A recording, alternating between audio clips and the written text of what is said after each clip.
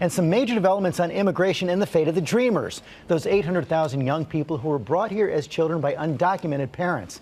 Overnight, a judge blocked President Trump's plan to roll back protections for the Dreamers, a decision that came on the heels of that extraordinary scene at the White House yesterday when President Trump invited cameras in to watch him try and negotiate a deal on the issue with Democrats and Republicans. I feel having the Democrats in with us is absolutely vital, because this should be a bipartisan bill. This should be a bill of love. Truly, it should be a bill of love, and we can do that. But it also has to be a bill where we're able to secure our border. New phrase from the president there, bill of love. Let's break this all down with our chief White House correspondent, John Karl, our senior congressional correspondent, Mary Bruce. And John, let me begin with you. You were in that room yesterday when the president called the audible to have the cameras come in, trying to push them to come to a deal. And then you have this new twist overnight, the judge blocking the president's plan on the Dreamers. Right, and George, that judge's decision looks like good news for the Dreamers. The president's plan to phase out the DACA program by March 5th is in question, but there's a potential downside here, George. Nothing forces Congress to act like a looming deadline. That March 5th deadline was why you saw this meeting happen here at the White House yesterday.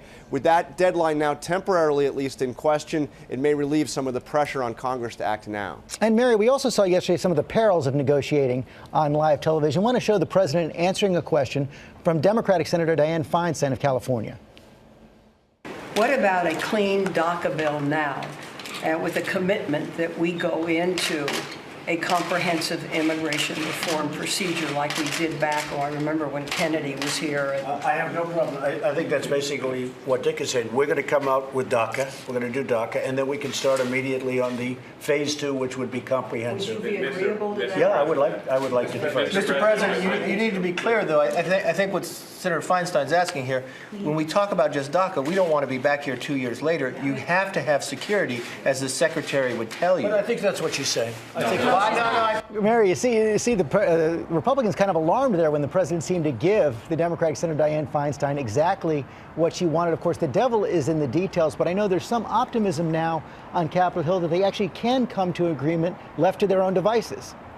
Yeah, the president there surprising many when he did at one point seem to side more with the Democrats there. And the president, look, he's still insisting that his wall has to be part of any deal here. But a lot of this may come down to what exactly a wall looks like. As you heard there, Republicans want any deal to protect Dreamers to also include broader border security, while Democrats say let's tackle Dreamers first and then move on to those broader reforms. The bottom line, George, is that this morning there is still no deal, though there is some progress. And the president has put all of this now in Congress's court. He says ultimately he'll sign whatever lawmakers here can agree to. Yeah, and the president did back away from that idea of a nationwide 2,000-mile wall. John, on another subject, Steve Bannon, the fallout from that book, Fire and Fury, continues. He's now been let go from Breitbart, which was really his last perch after leaving the White House.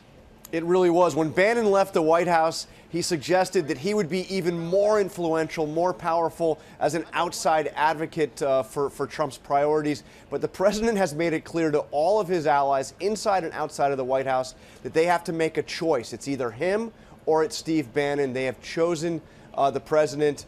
Bannon now will have a very hard time having influence, losing that perch. But Mary, you've got a Bannon-type candidate, Sheriff Joe Arpaio out there in Arizona, who's been pardoned by President Trump, out there making a real challenge in that Senate race. Yeah, this is a huge shakeup in what is becoming a very crowded Arizona Senate race. Joe Arpaio is a lightning rod of a figure known for his hardline stance on immigration. Once convicted for defying a court order to stop racial profiling, President Trump did make that controversial move to pardon him, but the White House now is not commenting on his move to enter this race. A lot going on in D.C. Mary and John, thanks very much. Hi, everyone. George Stephanopoulos here. Thanks for checking out the ABC News YouTube channel. If you'd like to get more videos, show highlights, and watch live event coverage, click on the right over here to subscribe to our channel. And don't forget to download the ABC News app for breaking news alerts. Thanks for watching.